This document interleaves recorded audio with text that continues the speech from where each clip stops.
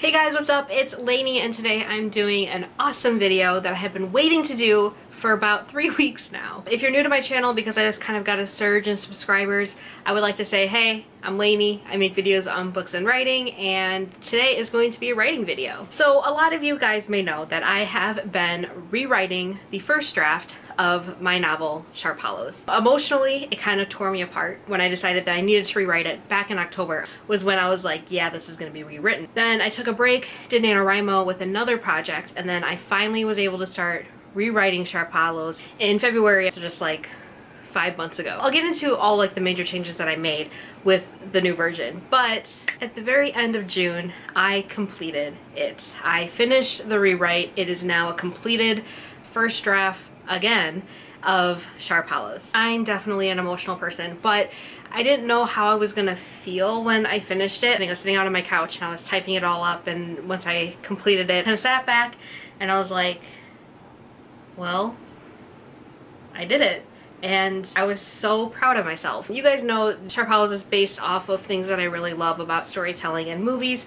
It's inspired by The Mummy, which is my favorite movie of all time. My reward for when I finished rewriting Sharp Hollows was I was gonna buy this t-shirt that I saw in Society 6 that I really wanted, and I am wearing it today for this video specifically. A t-shirt of the Mummy, of all the gang of the Mummy. So we got the whole gang here, and I don't have any Mummy merch, which is surprising since it's definitely my favorite movie, but there's like no merch anywhere. So when I found this like design, I like looked up the Mummy on Society 6, and this was one of the designs, and I knew I had to get a t-shirt of it. So that was my reward for finishing Sharp Hollows. I was finally able to order this t-shirt. So another thing that I decided to do once I finished rewriting it was that I wanted to get the copy bound. And I also had another first draft of my Nano project kind of sitting on the back burner for these past 5 months that I've been rewriting Sharp Hollows. I decided to order bound copies of them. A lot of you guys are probably curious where I got these bound copies, and I got them at lulu.com. It was very cheap. They were about $15 a piece, and that is significantly cheaper than I feel like Staples. It took like about a week and a half to be delivered to me, but I also chose like no rush delivery. I made the covers on canva.com, which I know I'll probably get questions about too, but they arrived and I was so nervous when I opened them because I kind of rushed through ordering them. Like I didn't really look through the formatting, and I kind of rushed the covers, and I was just like, whatever, they are what they are. And then I ordered them because I wanted them. I wanted them. This is the bound copy of Sharp Hollows, and this was the first cover I made because I think my second cover for Pair of Prides is a lot better. It has, you know, the title, my name, and I kind of went with a simplistic style for both of these. They're kind of similar in that aspect. I probably would have redesigned the diamond, but the diamond kind of has a significance now in the story, which it didn't in the first version, but now it does. So I'm like, I wanted to pull something significant from in each of the books to kind of signify the cover, and the diamond is pretty accurate to the overall feel of the story. 97 or 98,000 words, and it is about 365 pages. Could have ordered like a paperback for cheaper or whatever, but I wanted like the spiral bound one, plus it was 8.5 by 11, which is standard printer paper size, and that's why I didn't really want to do any formatting. So I was like, yep, that's good, let's get it in there. Completely done. I am so excited with how it turned out, and I couldn't be more happier with what these copies look like. Second one I have here, Pair of Prides, which is my pirate YA fantasy that I am pitching as Pirates of the Caribbean meets Kylo Ren. I mean, I think this one's like definitely the superior one up between the two covers. If I'm being honest, I think I had a better direction of what I wanted to do with this one. The bone hand is very significant to this story, and only my critique partner knows how significant this is because she's read the first draft. We'll talk about this next, but I'm actually currently in the middle of my read-through for this book. I don't really know what kind of video this is. It's just kind of just me updating you guys on what I've done and what I'm going to do, what is next for me now that I finished both of these first drafts kind of thing. Probably should have said that earlier in the video, but I'm just so excited. Sharp Hollows. Let's talk about it. So my original goal for Sharp Hollows was to finish it at the end of April. I don't know what I was thinking. That did not happen. I ended up needing to take the extra 2 months, so I ended up having to spend 5 months redrafting this first draft. It's funny because the very original version of Sharp Hollows, which I wrote between November of 2016 to April of 2017, also took 5 months. For first drafts, I wish it was less, but we'll get to Pair of Prides in a minute. I definitely feel like this version is way stronger than the original version. I am way better at storytelling, plot, characterization, definitely, and of course, writing. At least I feel like I am, but who knows, maybe I'm still just as terrible as I believe I am. I hate plugging my other social medias, but you really should be following me on Twitter, which is @readalonglainey, and for my Instagram, which is gingerreadslainey, because I update those a lot more when it comes to my writing if you're interested in seeing kind of my writing journey. What were some of the changes that I made between the first version of Sharp Hollows and the second version of Sharp Hollows? I made a whole lot of changes. It is so unrecognizable from the first version that the second version is just completely different. One of the biggest changes I made was I completely reworked the entire plot. The plot is completely different. At the heart of it, it's still very much an adventure story because that is what I love. That's what I love watching. Still an adventure story, but I just completely told it in a completely different way. Also, one of the biggest changes that I made was that I went from 4 point of views down to 1 point of view. This one was gut-wrenching for me to make. It was the hardest decision that I had to make for the story because I've talked about my 4 main characters for a while now, and suddenly pulling them down into just one person's point of view really hurt me. I got the suggestion from one of the Pitch War mentors who read my materials, didn't pick me, but still gave me a whole lot of feedback. Like, I'm so surprised and thankful that that mentor gave me so much feedback for me. And one of the suggestions that she made was to make the 4 point of views down to 1 and this one specific character because she's the strongest of the 4. And when I first read that, I was like, oh, hell no. Like, this is definitely a 4 point of view story. Literally up until the very end of January when I was wrapping up the Pair of Prides draft, I was like, what if I wrote this in 1 point of view, which is Rami's point of view. It's my main girl character. The moment I thought of it, I knew it was the right decision. Through the entire drafting process of Pair of Prides, I was expecting to start Sharp Hollows with all 4 of my POVs. I didn't want to make that decision.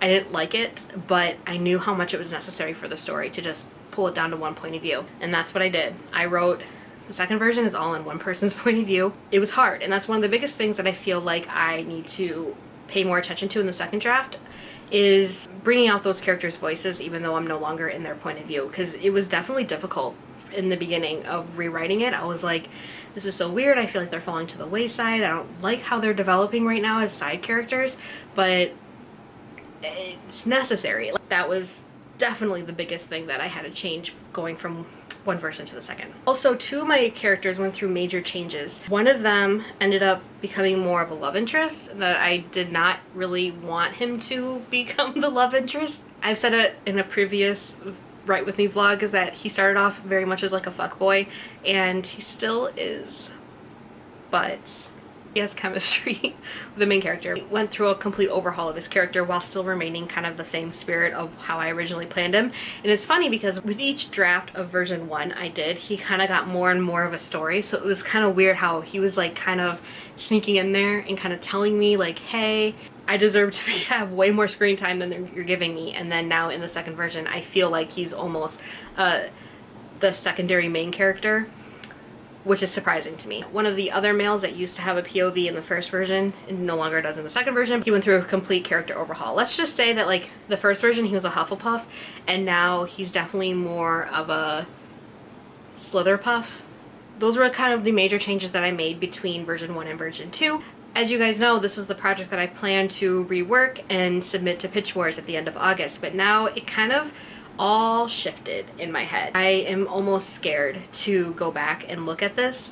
Also because I just finished it at the end of June, I feel like I need to step away from it for at least a month or 2 before I go back into it because I don't want to mess it up, and I feel like that's what I did with my first version. I feel like I messed it up. I was rushing through things too soon, and that's what landed me in this current predicament that I'm in right now. I decided this around the time that I had sent them off to get printed, and I was like thinking to myself, I think what I need to do and what's right for both these projects is for me to shift gears and focus on Pair of Prides. That is what I did. So, Pair of Prides. My goal is to revise it, and I don't really know what my plan is after I revise it. I am in the process of filming footage for how I'm planning to revise this book. That is coming, that's in the works, so that's definitely gonna be a video in the future. Have about this much left to read.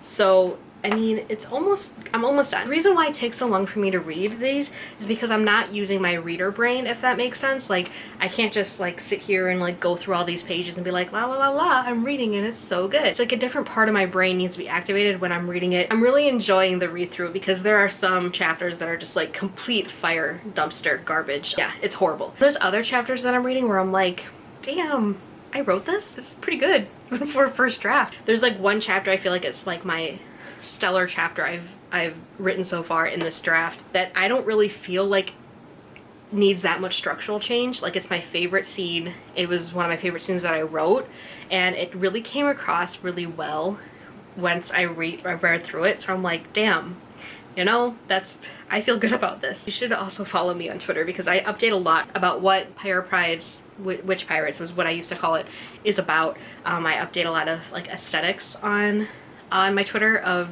these characters. I mean, I can tell you guys what this book's about because I say it on Twitter. It's about two best friends, Micah and Galena, and they are being hunted by a holy man after one of the girls brings the other back from the dead. That is what Witch Pirates is about, and I am just like really enjoying, you know, real talk here. I wrote this when I was feeling absolute hate towards myself as a writer. I was in a very dark place after I realized that I needed to rewrite Sharp Hollows. I was feeling very lost. I felt like I didn't waste time, but I was kind of wasting time for where I wanted to be as a writer, and I felt like that set me back so much. I came up with this idea for Witch Pirates. The first scene I actually envisioned when I decided to pursue this project was of one of the girls bringing the other back from the dead, and that was the inspiration for the entire story. I was upset with myself more than anything. I felt lost.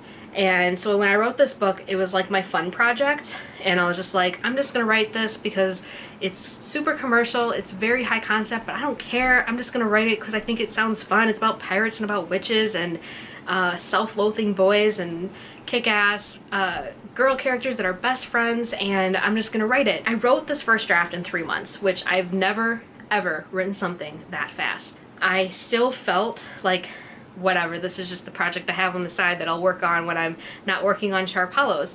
But I feel like as I've been reading this, it's definitely changed. I don't feel like this is a side project. This is something I can also see myself pursuing further. It reminded me of all these authors that I watch about how they say like they wrote, you know, one of their best books when they were in their darkest place, and they didn't really do it with any expectations. And that's how I feel about Pirate Prides. Like, I went into this book with like no expectations when I was writing it. It was just something for fun, and then suddenly it's becoming so much more to me than just a fun side project. I'm in a good place, you guys. I'm in a really, really good place with my writing right now. Thank you guys so much for all the support that you have given me, all the encouragement in my comments section, and all of the tweets, all of the Insta DMs and stuff that you guys send me when you were talking about how you find my videos inspirational, which is, I don't know, weird because I feel like all I do is ramble. But, you know, I make these videos, one, for myself, and also to hold myself accountable. But I also do it because I hope that